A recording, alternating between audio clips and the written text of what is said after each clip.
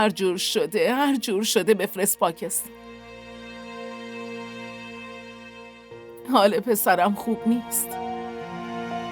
هر جور شده میخوام برم پیش پسرم. حتما پیشت میام، به زودی میام. آره میام، حتما.